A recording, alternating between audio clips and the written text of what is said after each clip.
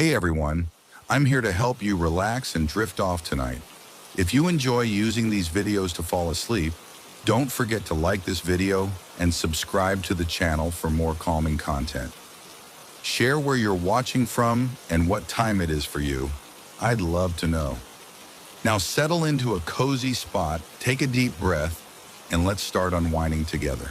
In the sleepy village of Elder Grove, nestled among rolling hills and ancient forests, life followed a gentle, predictable rhythm.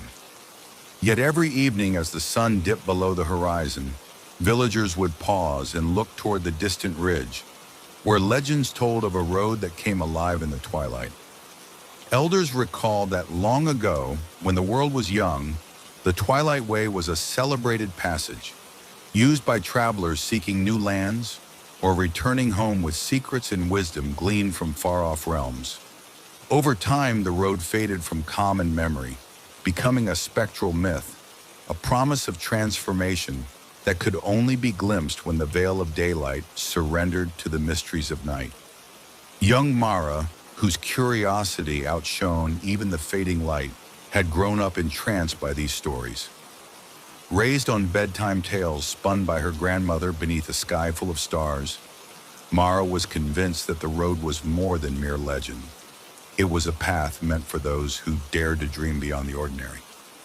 Every sunset, she would wander to the crest of the hill overlooking Elder Grove, watching the interplay of orange and indigo, silently yearning for a sign that the Twilight Way might once again reveal itself. One extraordinary evening, as the horizon blazed with the last embers of the sun and the cool air of night crept in, Mara experienced something she had only dared to imagine.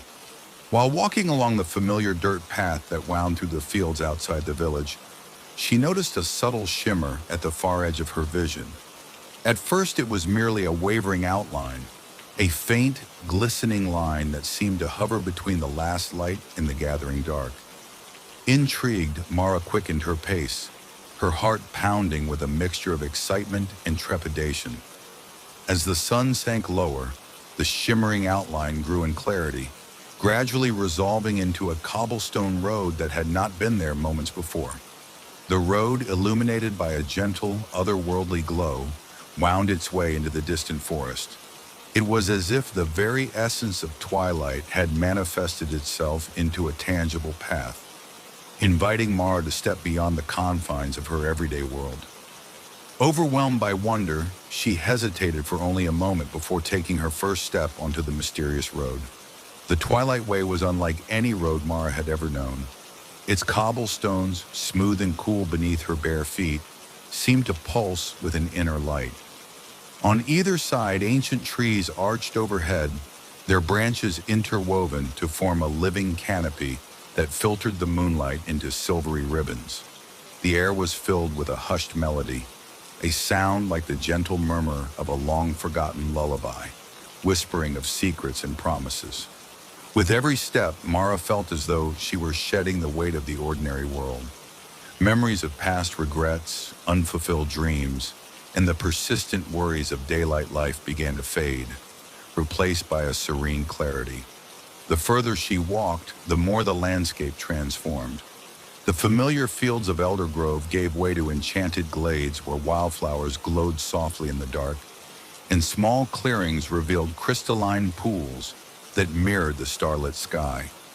It was as though the Twilight Way had become a bridge between the mortal realm and a hidden world where the magic of possibility was real. Though uncertainty and a hint of trepidation accompanied her journey, Mara felt an inner strength growing with each step. Along the road, she encountered curious signs, ancient runes etched into stone pillars, mysterious symbols glowing briefly on moss-covered walls, and echoes of distant voices that seemed to recite poetry in an unknown tongue. Each revelation deepened her resolve and ignited her imagination, urging her onward toward a destiny that felt both terrifying and magnificent.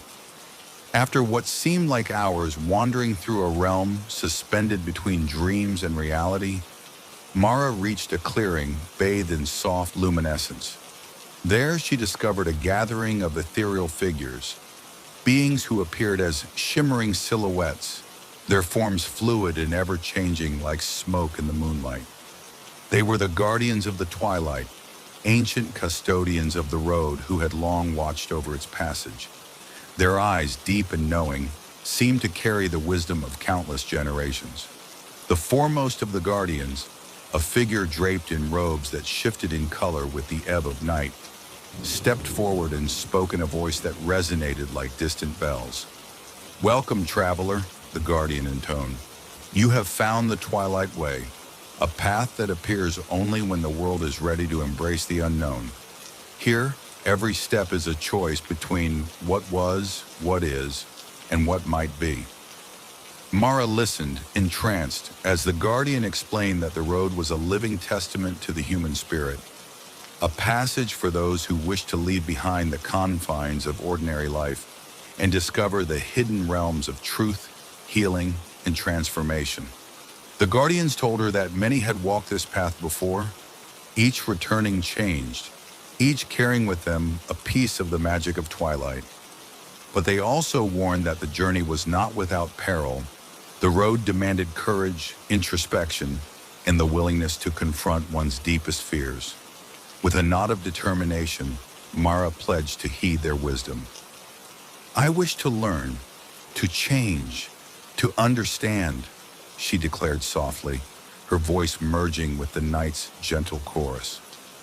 The guardians smiled, their forms shimmering in approval, and with that silent benediction, the road continued to unfurl before her. The further Mara journeyed along the Twilight Way, the more the challenges began to reveal themselves. Not all tests were physical, many were of the spirit. In one darkened glen, she encountered an illusion, a mirror-like pond that reflected not her image, but the faces of those she had lost and forgotten. The specters of old sorrows, missed opportunities, and lingering regrets swirled around the water's edge, each one whispering accusations and doubts. For a long moment, Mara felt paralyzed by the weight of these visions. Yet remembering the gentle strength that had carried her this far, she sat by the pond and allowed herself to grieve. In the silence that followed, the faces dissolved, and the pond's surface stilled, offering her a glimpse of forgiveness and the possibility of moving forward. In another trial, deep within a forest where the trees grew so close that they blocked out the stars, Mara found herself confronted by a winding path that split into countless directions. Each branch represented a different facet of her future, a web of possibilities, some enticing and others daunting. Confused and afraid, she stood for what seemed an eternity, feeling the heavy burden of choice. In that moment, the faint echo of a long-ago memory reached her, a soft reminder of her grandmother's words. "Trust in the journey, dear child, for every step, however uncertain, leads you to who you are meant to be." With renewed determination, Mara closed her eyes, took a deep breath, and stepped forward onto one of the paths, confident that the Twilight Way would guide her. After many trials and moments of quiet revelation, Mara found herself nearing the end of the Twilight Way, a place where the shimmering road converged into a vast, open plaza, illuminated by the gentle glow of the rising moon. Here the air vibrated with a palpable energy, as though the very fabric of reality trembled in anticipation. At the center of the plaza stood a monumental archway, intricately carved with symbols of both the sun and the moon, a representation of balance and eternal transformation. As Mara approached the archway, the guardians of the twilight gathered around her once more. They explained that this was the threshold of dawn, a place where the magic of the Twilight Way culminated in a final act of renewal. "Beyond this arch lies the beginning of a new day," the foremost guardian intoned, "and with it, a chance to embrace all that you have become through your journey." With her heart full of gratitude and a newfound sense of self, Mara stepped through the arch. In that instant, a rush of light and warmth enveloped her, a stark contrast to the cool, mysterious glow of the night. It was as if she were reborn, a person tempered by trials, enriched by wisdom, and prepared to face the promise of a new dawn. Emerging from the threshold of dawn, Mara found herself in a world that felt both familiar and transformed.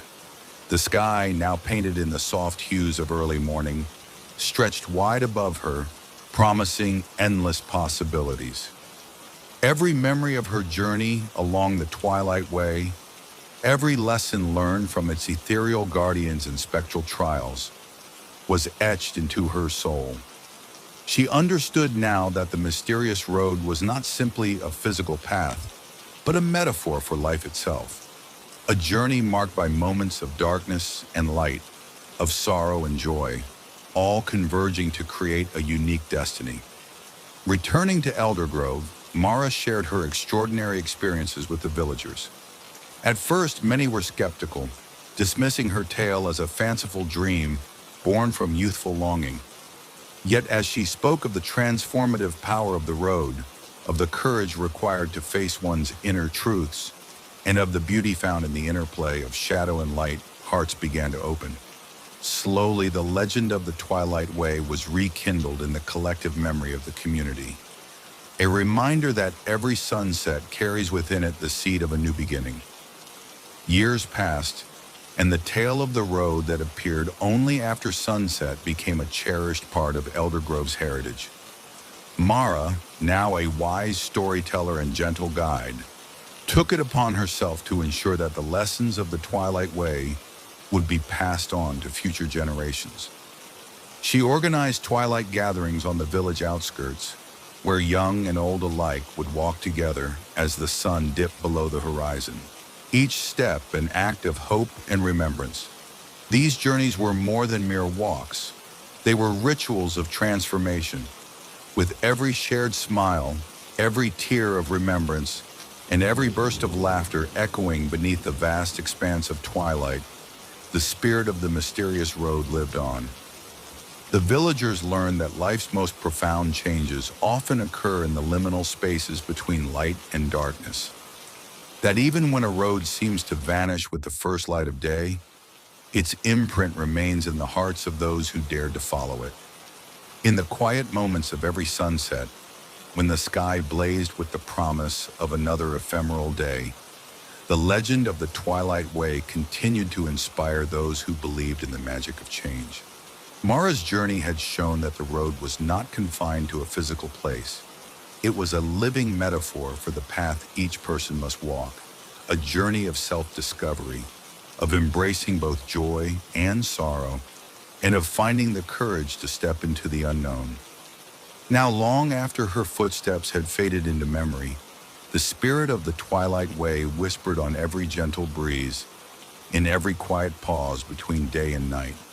For in every heart there exists a hidden road that appears only after sunset. A road that, when walked with an open spirit, leads to the profound realization that every ending holds the promise of a new beginning.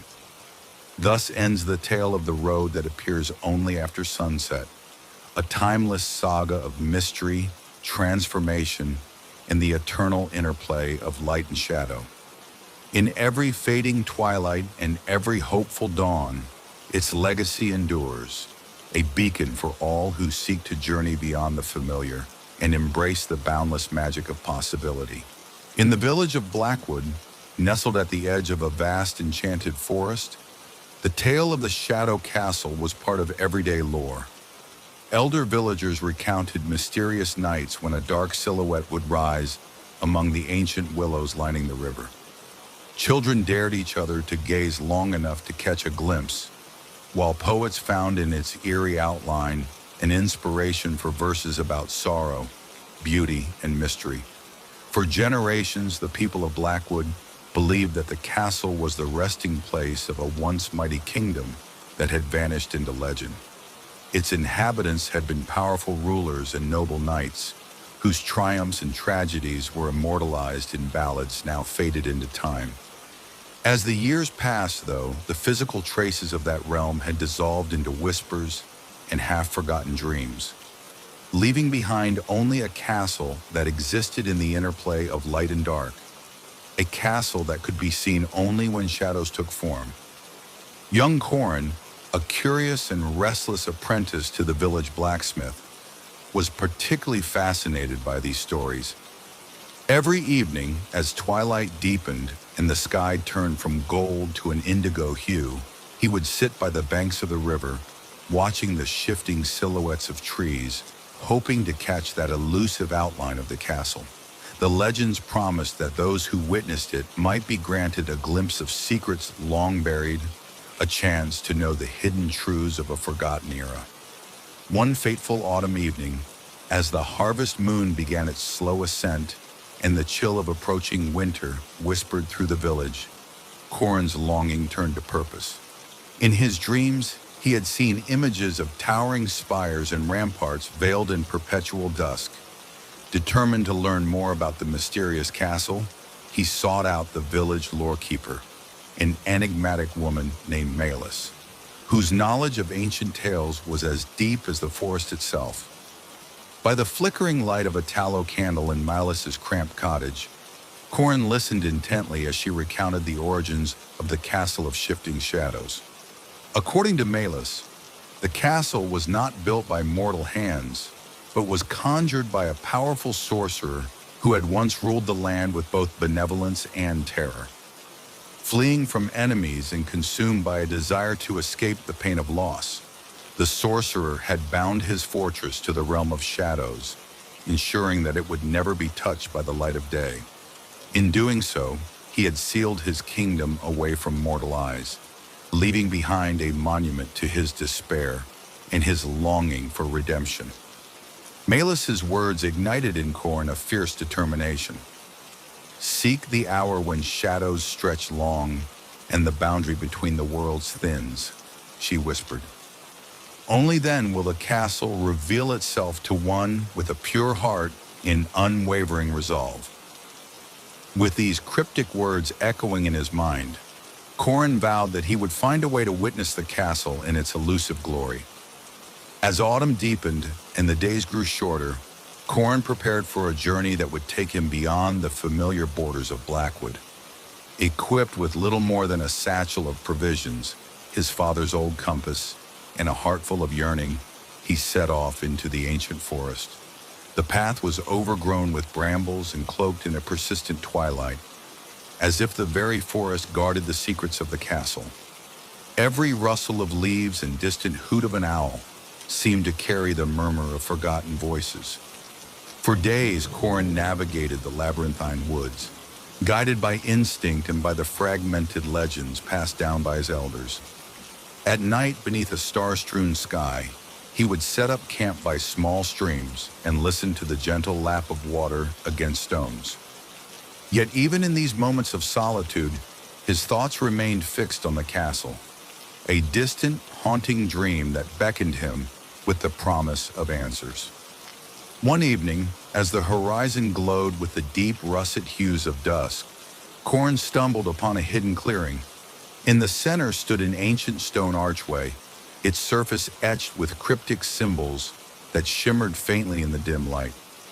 It was as if this archway marked the boundary between the mundane world and a realm where shadows reigned supreme. With a mixture of trepidation and resolve, he passed beneath the arch, feeling as though he were stepping into a space that belonged to a different time entirely. Beyond the archway, the air grew cooler and the silence profound. In the gathering gloom, the trees receded, giving way to a vast, open plain, bathed in the deep hues of approaching night. Then, as if conjured from the very essence of the fading light, the castle appeared. It rose from the mist like a vision, a grand, imposing structure with towering spires, crenellated walls, and battlements that seemed to shimmer in the interplay of shadow and moonlight. Corin's breath caught in his throat. The castle was not solid in the conventional sense. It was a construct of darkness and light, its forms fluid and ever-changing. At times, its walls appeared jagged and broken. At others, they were smooth and regal, as if the castle itself were in a state of constant transformation. He walked slowly along the periphery, feeling an inexplicable pull to come closer, as though the castle beckoned him to learn its hidden secrets. Within the castle's silhouette, he noticed faint lights flickering in distant windows, if they could be called windows at all, and heard echoes of footsteps in the vast, empty courtyards. It was a realm suspended between memory and myth, where the rules of time seemed to bend and twist with every passing moment. As Corin ventured further into the castle's shadowed grounds, he encountered a figure that seemed both part of the darkness and yet distinctly alive. Cloaked in a garment that blended seamlessly with the shadows around him, the figure introduced himself as Adric, the guardian of the castle.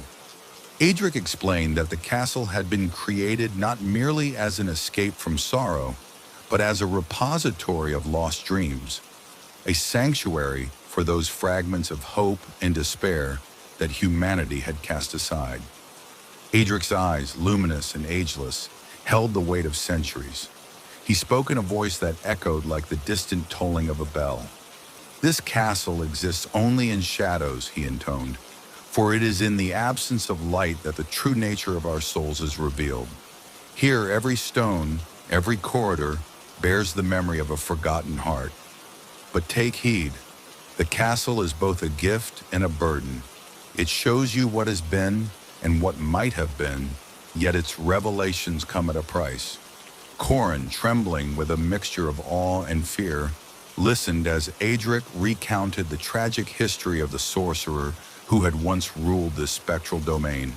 That ruler, driven by loss and haunted by guilt, had sought to preserve his kingdom by binding it to the world of shadows, a world where emotions, both light and dark, could be laid bare for eternity. The castle, in its mutable splendor, was the physical embodiment of his sorrow and his longing for redemption. Under Adric's guidance, Corin began to explore the depths of the castle. He wandered through echoing corridors where portraits of long-forgotten nobles shifted and murmured secrets, and through vast halls where the silence was punctuated by the distant sound of a melancholy piano. In one chamber, he discovered a grand ballroom, its floor covered in dust, yet still resplendent with faded tapestries and shattered chandeliers. As he stepped inside, the shadows seemed to dance in time to a spectral melody, a music born of heartbreak and hope. Each room, each passageway, held fragments of lives once lived, dreams once dreamed. Corin saw visions of joyous celebrations, of noble romances, and of bitter betrayals, a mosaic of human emotion preserved in the interplay of shadow and light. Adric taught him that the castle was not a prison of despair, but a mirror of the soul, a place where one could confront the parts of oneself long hidden by the glare of everyday life. Only when you embrace both the light and the dark within you, Adric explained softly, can you truly understand the meaning of existence. These words resonated deeply within Corin, stirring feelings he had never before dared to acknowledge. In the silent embrace of the castle's shifting forms, he began to confront his own buried sorrows and unspoken dreams. As days bled into nights and nights into an endless twilight, Corin's journey within the castle turned inward. He was faced with visions that challenged his understanding of self. In a hall of mirrors, a room where every reflective surface was a portal to his innermost thoughts, he saw countless versions of himself, each expressing different facets of his character: the brave, the vulnerable, the hopeful, and the broken. These spectral reflections spoke to him in fragmented voices, urging him to confront the pain of past losses, the guilt of forgotten mistakes, and the weight of unfulfilled promises. The trial was agonizing and beautiful in its intensity, a process of self-discovery that left him raw yet reborn. With Adric's gentle guidance, Corin learned to accept these parts of himself. He realized that his own shadow, like the castle, was not something to be feared or denied, but a repository of lessons learned and strength gained through adversity. During one long night, As he sat by a crumbling fountain that trickled with water as dark as ink, Corin made a silent vow. I will remember my pain, and in that remembrance, I will find the courage to transform it into wisdom, he whispered to the unyielding darkness. His words, carried by the quiet of the castle, seemed to blend with the very essence of its being. After what felt like an eternity of wandering and introspection, Aedric led Corin to the heart of the castle, a secret chamber hidden deep within the bowels of the ancient structure. Here the shadows converged to form a vast, circular space dominated by a towering pillar of obsidian. Engraved upon the pillar were symbols of both sorrow and hope, a testament to the duality that governed all life. Aedric explained that this pillar was the nexus of the castle's power, a repository of every emotion ever experienced within its walls. It was here that the sorcerer had poured his heart out, sealing the fate of his kingdom in a final act of desperate longing. This pillar holds the memories of every lost soul, Aedric said solemnly. By facing its truth, you may understand that the shadows are not an enemy to be vanquished, but a part of the eternal tapestry of life. Corin approached the pillar, his heart pounding in unison with the silent rhythm of the castle. As his hand brushed the cool, ancient stone, a torrent of images flooded his mind. Visions of a love that was doomed, of battles fought in the name of honor and despair, and of a kingdom that had crumbled under the weight of its own sorrow. Yet within these images, he also saw flashes of beauty, moments of tenderness, acts of sacrifice, and the resilient spark of hope that had survived even the darkest of nights. Tears streamed down his face as he absorbed the overwhelming truth that to live was to embrace both light and shadow, joy and sorrow. In that cathartic moment, the pillar pulsed with a soft, welcoming glow, and the castle's ever-shifting forms seemed to settle into a tranquil, harmonious silence. With the weight of his revelations lifting from his heart, Corin emerged from the secret chamber transformed. The castle, once a realm of unfathomable darkness, now revealed hints of warmth and gentleness. The shadows, which had long been his silent teachers, became guides toward a future where the past no longer held him captive, but informed his journey ahead.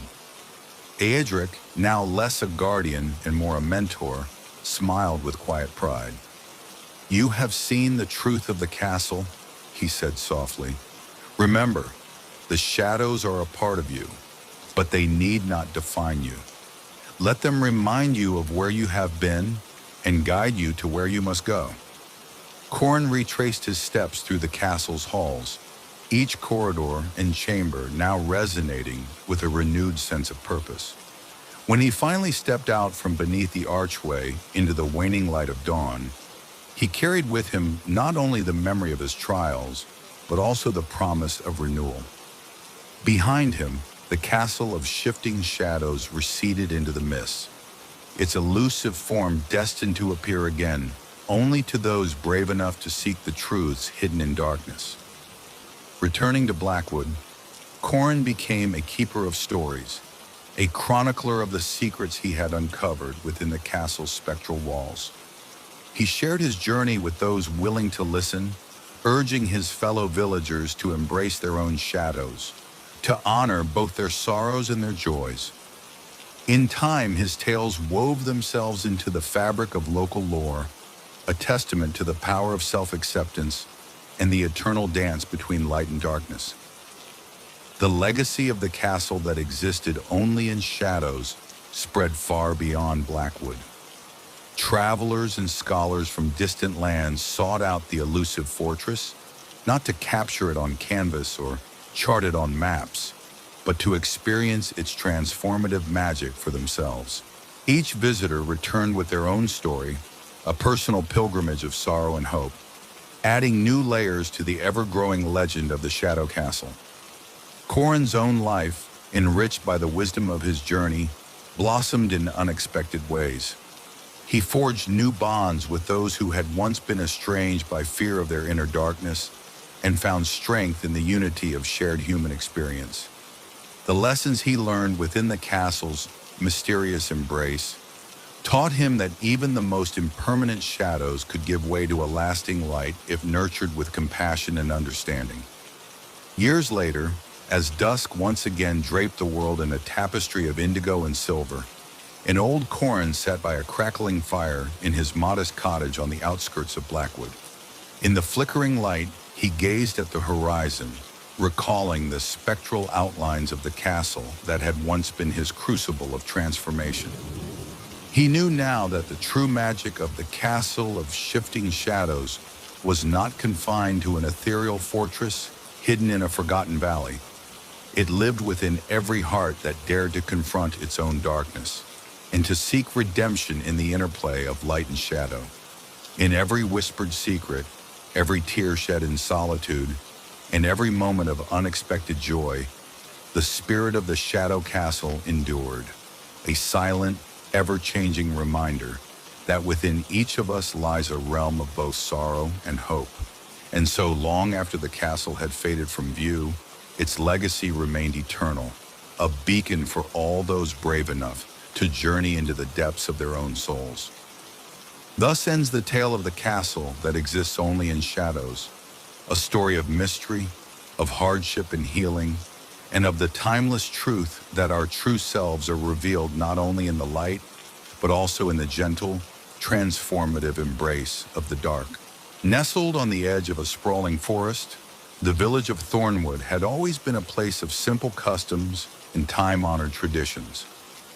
Yet beneath its placid surface, a collective melancholy simmered, a shared sorrow passed down through generations. Villagers spoke of inexplicable happenings with hushed voices, and many believed that the source of their communal grief lay within the ancient well at the heart of their village square. Every dusk, as the crimson hues of the sunset faded into twilight, an uncanny chill would descend. Neighbors gathered around their hearths and shuttered windows, and even the laughter of children would fall silent as the sound of soft, sorrowful cries echoed from below. Some dismissed these sounds as tricks of the wind. Others whispered of a curse or a tragedy that had seeped into the very stones of Thornwood. Over time, the well became a symbol, a reminder of loss, of memories too painful to name, and of secrets buried in the earth. Young Alina, whose curiosity was as deep as the well itself, had grown up listening to the stories of her grandmother, who claimed to have heard the cries on nights when the moon was full. Unlike her peers, who shied away from the well's mournful song, Alina felt an irresistible pull to uncover the truth behind the mysterious voices. Her heart ached with empathy for the unseen souls, and she longed to know why the well echoed with sorrow. One crisp autumn evening, when the wind carried the scent of burning leaves and the first frost whispered through the village, Alina ventured to the well. Clutching a small lantern, she descended the cobblestone steps that led to its edge. As she peered into the darkness below, the soft murmur of voices reached her ears, a symphony of cries, whispers, and sighs that seemed both familiar and forlorn. In that moment, a chill ran down her spine, and yet her resolve only grew stronger. She vowed to document every sound, every whisper, hoping that by piecing together the voices, she might learn the story behind their eternal lament. Alina began her investigation by interviewing the elders of Thornwood. In the flickering light of oil lamps, the village's oldest residents recalled fragments of a long-forgotten tragedy, a time when the well was not just a source of water, but a lifeline for the community. They spoke of a terrible fire that had claimed many lives decades ago, a calamity so devastating that the cries of those lost seemed to have seeped into the well's stone walls. Some even claimed that in the chaos, desperate souls had been lowered into the well in a futile attempt to escape the flames, their anguished voices forever trapped within the depths. One elderly man, known as Old Garrick, recalled with trembling certainty how the well had first begun to echo those sorrowful sounds. "It started on a night much like this," he said, his voice a brittle whisper. "After the fire, we heard them. cries that spoke of regret and despair. They never stopped, as if the well had swallowed not just water, but the very souls of our kin. His eyes, clouded by the passage of time, reflected the grief of a community haunted by memories too painful to forget. Compelled by these accounts, Alina scoured the village archives, poring over brittle manuscripts and yellowed letters. In a dusty, forgotten chest, she discovered the personal journal of a man named Elias Thornwood, a descendant of the village's founders. Elias had chronicled the events of that fateful night when the fire had ravaged the village and had left its mark on the well. His words were filled with sorrow, regret, and a desperate search for meaning amid the chaos. Elias described how, in the aftermath of the disaster, the well began to echo with sounds that could not be explained by wind or water alone. He wrote of voices that pleaded for forgiveness, of cries that seemed to mourn the loss of lives and the innocence of a once thriving community. His final entry, scrawled in trembling handwriting, read, "The well holds the echoes of our despair. In its depths lie the souls of the forsaken. If only we could find a way to release them from their eternal lament." This haunting passage struck Alina with profound sorrow. She sensed that Elias's words were a key, a call to heal the wounds of the past and bring peace to those who still cried in the darkness below. Determined to honor Elias's plea and bring solace to the restless spirits, Alina began seeking answers beyond the boundaries of Thornwood. She traveled to distant towns, consulting historians, mystics, and even scholars of the occult. One such sage, a reclusive woman named Serene, claimed that the well was a portal between worlds, a place where the veil between life and death was thin, and where sorrow could manifest as an echo of unhealed wounds. Serene explained that the well's incessant cries were not merely a curse, but a call for redemption. "The souls trapped there seek closure," she murmured in a voice like the rustle of autumn leaves. "They are bound by grief and regret. Only by acknowledging their pain and offering a genuine act of remembrance can their voices be laid to rest." Armed with these insights, Alina returned to Thornwood with renewed purpose. She organized community gatherings, inviting the villagers to share their memories of those lost in the fire, stories that had been relegated to hushed whispers and secret laments. Slowly, as hearts opened and tears were shed in collective mourning, a subtle change began to stir within the well's depths. On a moonlit winter night, under a sky heavy with countless shimmering stars, the villagers of Thornwood gathered at the well for a ceremony unlike any they had ever witnessed. Alina had arranged for lanterns, candles, and mementos, each a symbol of a life lost, a memory cherished, or a sorrow unspoken. In a circle around the ancient stone well, the people of Thornwood recounted tales of love, loss, and the strength that had carried them through years of hardship. As the ceremony reached its crescendo, Alina stepped forward and read aloud from Elias Thornwood's journal. Her voice, clear and resolute, echoed over the hushed crowd. "Let these voices be heard, let these sorrows be known, so that in our shared remembrance, we may find the path to healing and release." At that moment, a palpable stillness descended. The well, which had for so long been a repository of relentless mourning, began to resonate with a new sound, a low, harmonious hum that mingled with the villagers' heartfelt words. One by one, the echoes of despair gave way to gentle, almost imperceptible whispers of gratitude and hope. The transformation was gradual, like the breaking of dawn after an endless night, but unmistakable. In the weeks that followed the ceremony of echoes, Thornwood underwent a subtle metamorphosis. The well, once a source of chilling sorrow, became a place of quiet reflection and healing. Villagers no longer spoke of the well with fear or trepidation. Instead, they treated it as a sacred monument, a reminder of the community's strength and the enduring power of collective memory. Alina continued to visit the well, documenting its changing echoes in her journal. She noted that on clear nights, the voices now carried messages of forgiveness and release. There were murmurs of gratitude from souls that had finally found solace, as if the well itself was sighing in relief.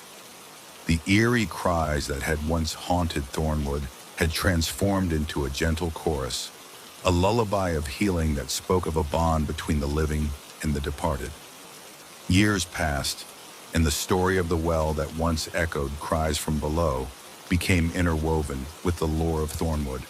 The village, once defined by sorrow, now celebrated the healing power of remembrance. Annual gatherings were held at the well, where new generations learned the lessons of loss and redemption from the elders. Alina, now a revered chronicler and guardian of Thornwood's memory, ensured that the tales of the past were never forgotten. A modest memorial was erected beside the well, a stone plaque inscribed with the names of those who had perished in the fire and with the words of Elias Thornwood. In our shared sorrow, may we find the strength to heal. In our collective memory, may our lost voices be heard. The well itself remained an enduring symbol of the village's resilience, a reminder that even the deepest wounds could be mended when sorrow was met with compassion, understanding, and the courage to remember. On a calm, starlit night many years later, a traveler passing through Thornwood paused by the well. As he leaned over the ancient stones, he heard not the agonized cries of the past, but a soft, rhythmic murmur, a lullaby of hope and renewal. In that quiet moment, he felt a profound sense of peace, as if the well were whispering its own secret, that the echoes of sorrow could be transformed into a new song, one that celebrated life, remembrance, and the infinite capacity for healing. The well of echoing sorrows had long been a harbinger of despair, but through the collective will of a grieving yet resilient community, it had become a vessel of redemption.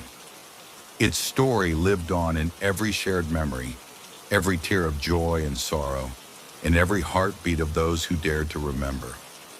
And so, the legacy of the well endured, a timeless testament to the power of acknowledging the past, embracing the present, and looking to a future where even the deepest cries from below could one day sing in harmony with the light. Thus, in the heart of Thornwood, beneath the ever-watchful sky, the echoes of lost souls found their rest, and the well continued to whisper its gentle song, a song of healing, of remembrance, and of hope that would carry the legacy of the village into eternity. Long before the modern world claimed dominion over the land, a small kingdom lay cradled between rolling hills and deep, enchanted forests.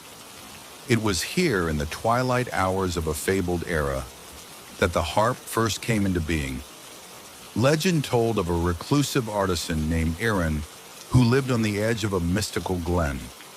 Eerie was not merely a craftsman, he was a soul attuned to the whispers of the natural world. One fateful night, as a rare lunar eclipse bathed the heavens in an ethereal glow, he dreamt of an otherworldly melody, a tune so pure that it echoed the very heartbeat of the cosmos. Upon waking, Eerie was compelled by a force beyond mortal understanding. He gathered silver strands from the night's dewdrops, melted the purest crystal under the moon's caress, and fashioned a harp unlike any other.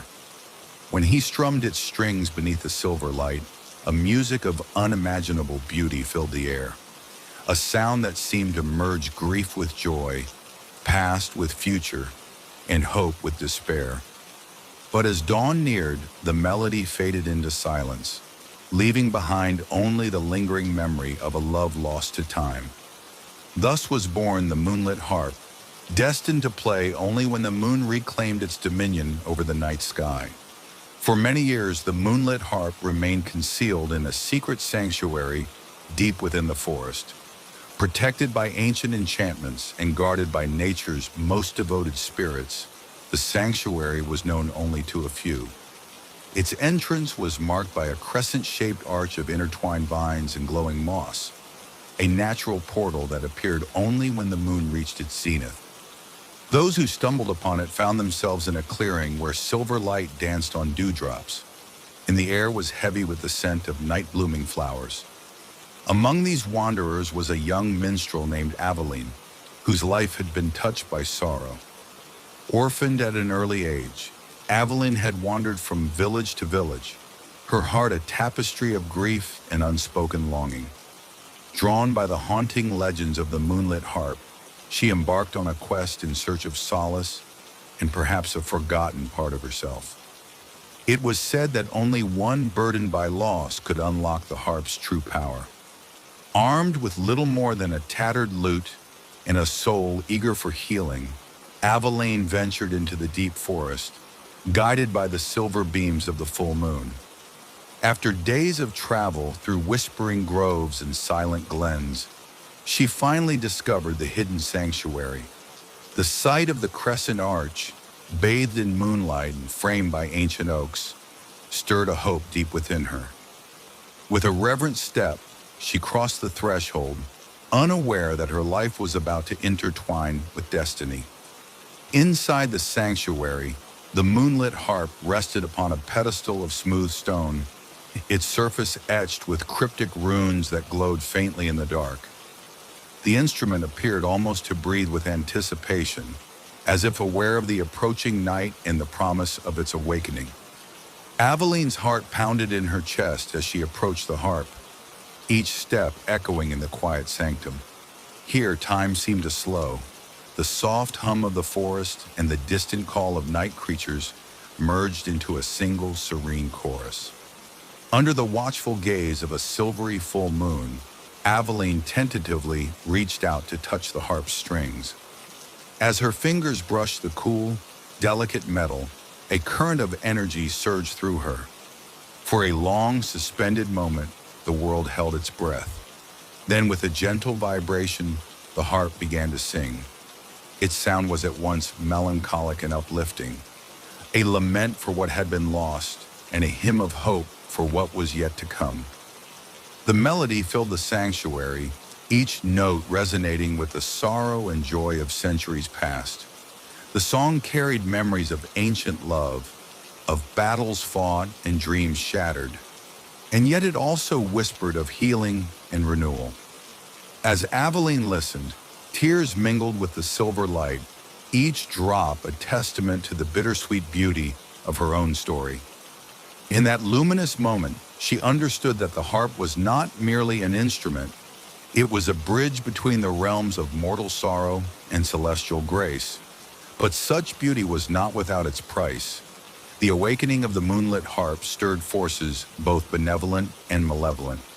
Unbeknownst to Aveline, dark entities, remnants of an ancient curse, had long coveted the harp's magic. These shadows, born of forgotten regrets and bitterness, were drawn to its luminous song. As the melody echoed through the night, the sanctum's serene atmosphere began to shiver with a palpable tension. One fateful evening, as Aveline sat by the harp beneath a shimmering canopy of stars, a chill wind swept through the sanctuary. Dark figures emerged at the periphery, their eyes glowing with envious malice. They were the wraiths of despair, beings that fed on sorrow and sought to extinguish the light of hope. Their forms, indistinct yet unmistakably sinister, crept closer. Intent on capturing the source of the harp's power for their own twisted purposes, Aveline, though overcome by grief in her past, had discovered a newfound strength in the wake of the harp's music. With the sound of its strings guiding her, she stood her ground. Drawing upon the reservoir of courage that had been nurtured by the harp's healing song, she began to sing along, her voice soft at first, then rising in a crescendo of defiance and longing. The combined power of the harp and Aveline's song created a barrier of pure, radiant light that repelled the encroaching shadows. The struggle that ensued was as much a battle of wills as it was a clash of magical forces. For hours, the sanctuary trembled with the collision of light and darkness. Yet in the end, the purity of the melody prevailed. The wraiths, unable to withstand the harmonious power of hope and healing, dissipated into the night, leaving behind only echoes of their sinister presence. In that triumphant moment, Aveline realized that the true strength of the harp lay not in its enchanted strings, but in the ability of its music to inspire the human spirit to overcome even the darkest of shadows.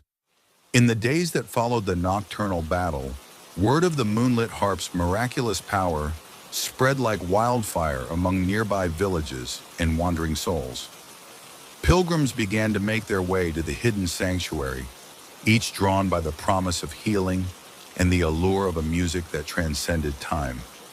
Aveline, once a solitary wanderer, found herself at the center of a community united by shared hope and the magic of the night.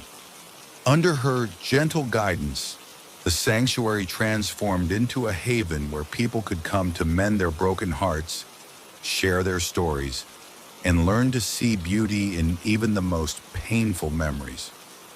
Elders recounted ancient lore, children danced beneath the moonlight, and lovers found solace in the soft strains of the harp's song. Every full moon, as the silver orb rose high in the sky, the harp would awaken to play its otherworldly melody, a reminder that even in the depths of sorrow, there existed the power to heal, to forgive, and to embrace the future with renewed hope. Aveline herself began to compose new songs, inspired by the harp's timeless music. Her compositions, interwoven with notes of melancholy and bursts of elation, captured the essence of human existence, a tapestry of love, loss, and the enduring quest for redemption. With each performance, she discovered that the magic of the harp was not confined to the sanctuary alone. It reached out to every soul willing to listen, offering them a chance to rewrite their own stories in the language of moonlight. As seasons turned and years passed, the legend of the moonlit harp took root in the collective memory of the land. Bards and poets, inspired by Aveline's tale, composed ballads and epic verses that celebrated the transformative power of the night's melody. In grand courts and humble taverns alike, the story was recounted, a story of a harp that played only under moonlight, a song that healed wounds too deep for mere time to mend, and a young woman whose courage lit the way through darkness. The sanctuary itself became a place of pilgrimage, a living museum of history and hope. Ancient scrolls and intricate carvings documented the many who had been touched by the harp's magic, each mark a testament to lives forever changed by its music. Over time, the sanctuary expanded as new generations added their own chapters to the tale. Festivals were held beneath the silver glow of the full moon, where people danced, sang, and celebrated the unity of human spirit in celestial wonder. Scholars attempted to unravel the mysteries of the harp's creation, poring over dusty manuscripts and decoding the runes etched into the stone. They debated whether its power was the result of alchemical transmutation or the divine intervention of moon goddesses long forgotten. Yet despite their efforts, the true origin of the moonlit harp remained an enigma, a reminder that some mysteries are meant to be felt rather than fully understood. Not all was calm beneath the watchful gaze of the moon. As the cycle of the heavens continued, a time came when the sanctuary was once again threatened, not by external shadows, but by internal strife. A faction of pilgrims, their hearts hardened by grief and blinded by ambition, sought to claim the harp's magic for themselves. They believed that by harnessing its power, they could alter fate and control the very fabric of destiny. On the night of a new moon, when the sky was cloaked in darkness and the harp's song lay dormant, these dissenters made their move. They attempted to seize the harp, to force it into a role of power and domination rather than healing and unity. The sanctuary was plunged into chaos as the balance of hope and despair teetered on the edge of collapse. Yet even in that dark hour, the spirit of the harp endured. Aveline, now a revered guardian of the sanctuary, rallied those who believed in the true meaning of the moonlit harp. In a stirring confrontation beneath a starless sky, she and her allies invoked the ancient magic of the sanctuary. Their voices rose in a unified chant, a prayer to the moon and the cosmic forces that had once breathed life into the harp. As their song swelled, the harp began to stir, faint notes emerging from its silent form. In that moment, the power of genuine hope eclipsed the selfish desires of the dissenters. The would-be usurpers found themselves overwhelmed by a force far greater than ambition, a force born of love, compassion, and the unyielding belief in the healing power of the night. The dissenters, humbled and transformed by the experience, retreated into the shadows of their own making. The balance was restored, and the sanctuary once again became a symbol of unity, a place where the magic of the harp could flourish untainted by greed or malice. In the years that followed, the sanctuary and the moonlit harp became beacons of hope across the land. Aveline's legacy lived on in the countless lives she had touched and the songs she had inspired. The harp, ever faithful to its nature, continued to play only under the tender embrace of moonlight, each note a promise that even in the darkest times, beauty and healing would find a way. New generations came to the sanctuary with hearts full of wonder and souls eager to learn the ancient language of light and shadow. They carried with them the lessons of the past, using the music of the harp to forge a future where compassion reigned and every sorrow was met with the possibility of renewal. Travelers from distant lands, driven by dreams of transformation, journeyed to witness the miracle of the moonlit harp, and in doing so, helped spread its message far and wide. Aveline, though long departed from the mortal realm, was remembered in every gentle breeze that rustled the leaves, in every ripple upon the silvered surface of the sanctuary's pool, and in every note that the harp released under the watchful eye of the moon.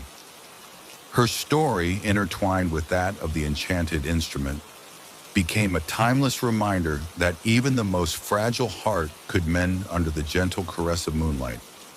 As twilight descended on a world transformed by hope and healing, the moonlit harp rested in its sanctuary, waiting for the next full moon to awaken its ancient song. In that quiet, sacred space, the boundaries between past and present, sorrow and joy, light and dark, dissolved into a harmonious lullaby, a melody that would forever echo through the ages. The story of the harp that only played under moonlight endures as an epic testament to the resilience of the human spirit. It is a tale of loss and redemption, of battles fought both within and without, and of the eternal promise that even in the deepest night, the light of hope will rise again.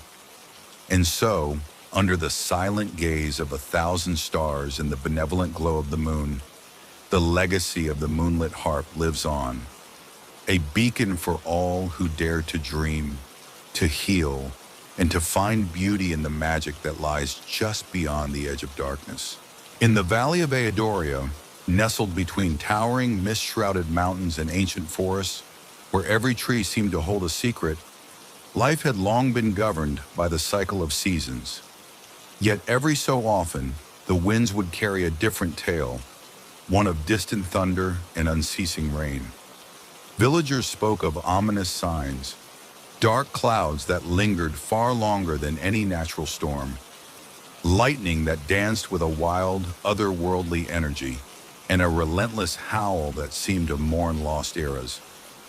Elder Marwyn, a keeper of forgotten lore, recounted that the endless tempest was not a natural occurrence, but an ancient force awakened by human folly and cosmic imbalance. He told of a time when the earth and sky were one, when the boundaries between mortal realms and the realm of elemental spirits were porous. According to his stories, there existed a hidden covenant with nature, a promise to honor the delicate balance of life. Yet as greed and discord crept into the hearts of men, that covenant began to fray, summoning a storm that would never cease until the scales were righted. On a day that began like any other, the people of Eodoria noticed subtle changes in the atmosphere. The air grew heavy, laden with a charged stillness that hinted at impending doom. Farmers halted their work as the sky darkened unnaturally, and a deep, resonant rumble began to echo across the valley. Soon the heavens opened in a fury of rain and wind, and with a deafening roar, the endless tempest was born.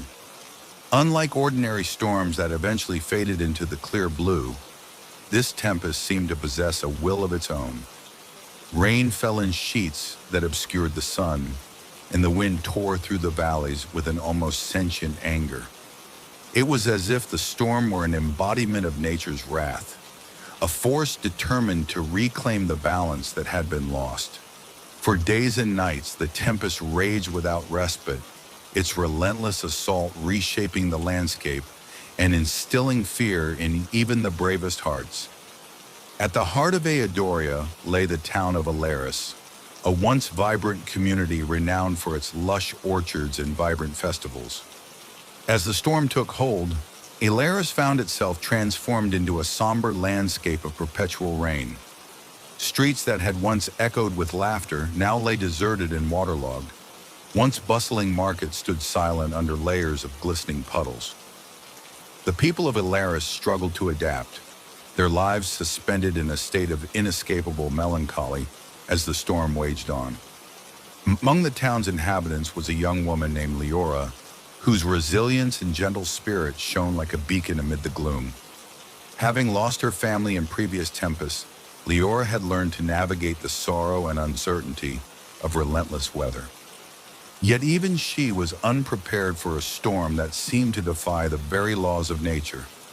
As the days turned to weeks, and the weeks into an eternity of rain, the people began to wonder if there was any hope of respite, or if the endless tempest was a harbinger of a far greater destiny.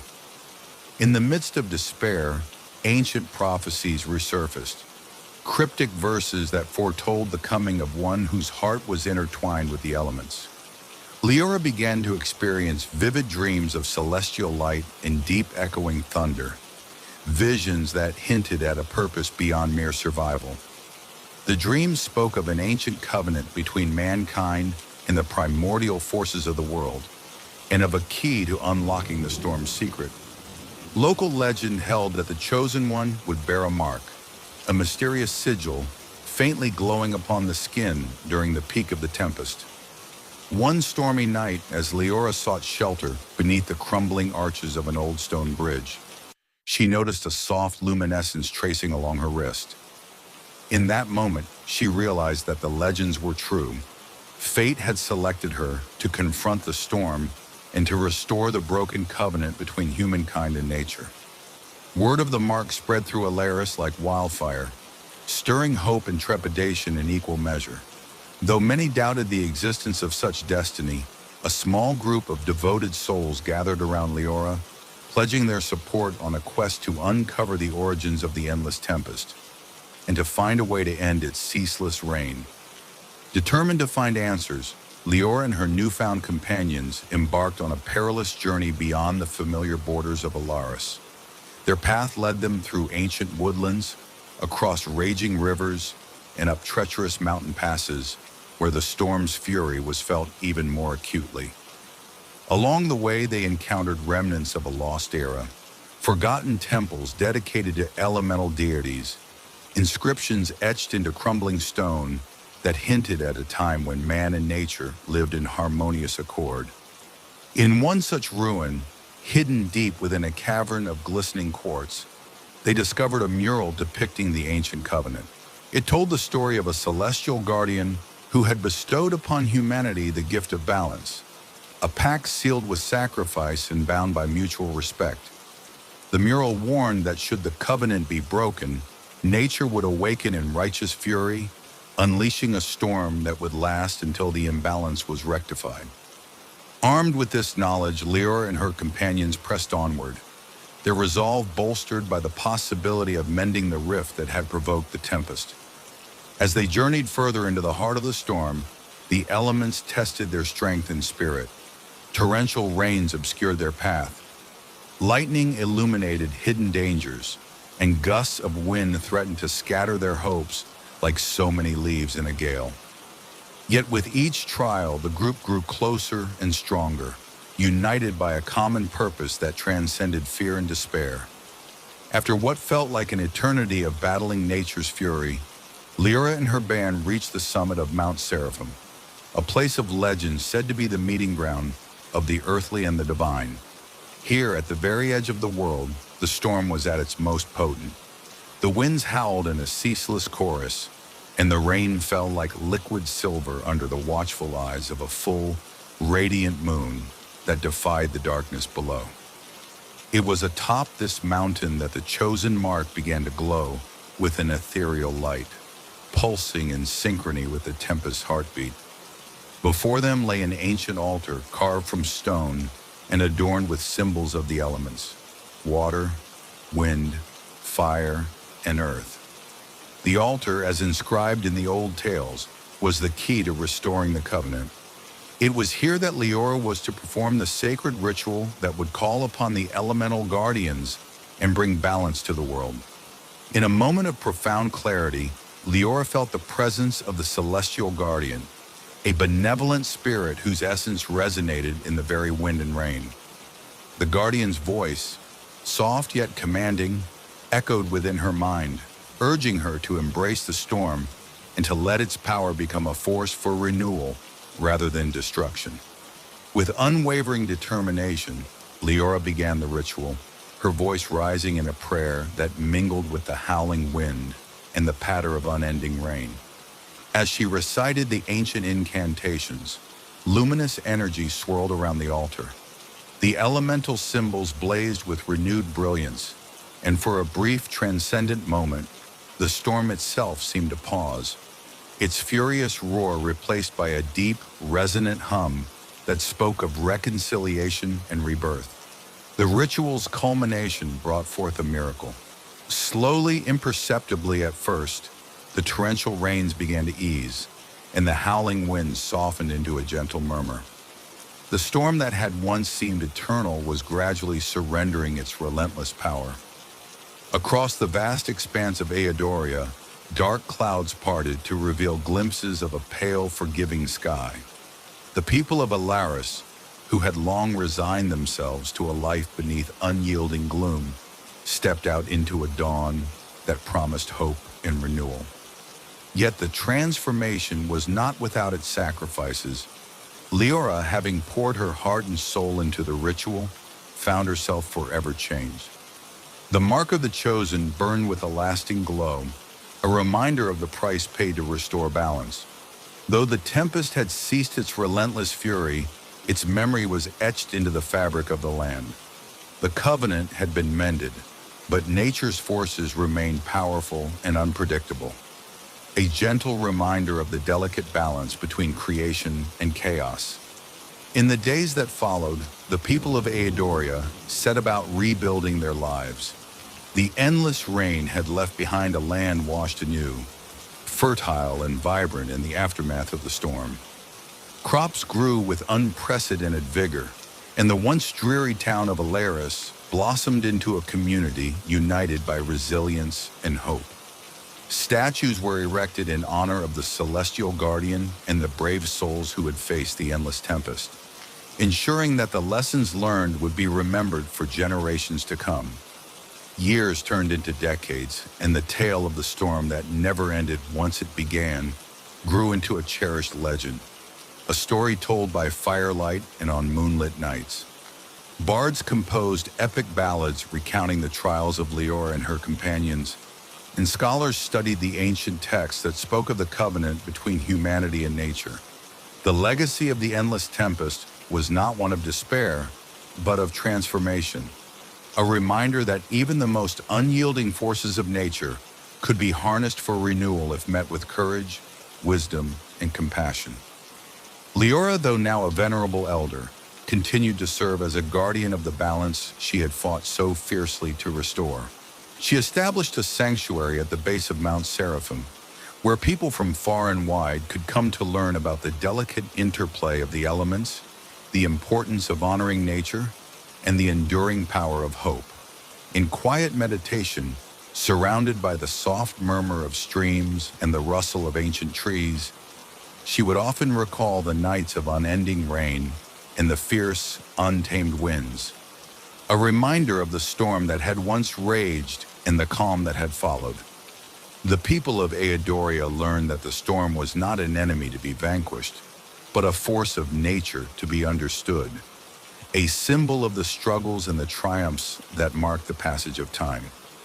They celebrated the storm with annual festivals, where lanterns were released into the sky and songs were sung to honor both the fury of the tempest and the quiet promise of renewal. In every raindrop that shimmered in the sunlight, in every gust of wind that whispered through the valley, there lingered the memory of the day when balance was restored and the storm finally found its end. As the years melded into history, the legend of the endless tempest remained etched in the collective memory of Aedoria, a timeless parable of nature's might and humanity's enduring capacity for change. In the gentle embrace of each new dawn, the people remembered that even the most ceaseless storm could be quelled by the unyielding spirit of those who dared to dream of a better world. Leora's sanctuary became a beacon of wisdom, a place where the past and present converged in quiet reflection and hopeful anticipation. The mark of the chosen, though faded with time, served as a reminder that every soul carries within it the power to bring about change, to restore harmony to a world that is often as unpredictable as the winds themselves. Thus, in the tranquil aftermath of a storm that once seemed eternal, the land of Aedoria learned to cherish both the fury and the beauty of nature. The endless tempest was remembered not as a harbinger of unending despair, but as a catalyst for rebirth, a powerful reminder that every ending paves the way for a new beginning, and that in the heart of even the wildest storm lies the promise of a radiant, unyielding dawn. And so, the story endures, a testament to the indomitable human spirit and the ever-changing, ever-renewing power of nature. The tempest may have once raged without end, but in its wake, it left behind a legacy of hope, resilience, and the eternal promise that every storm, no matter how fierce, eventually gives way to light.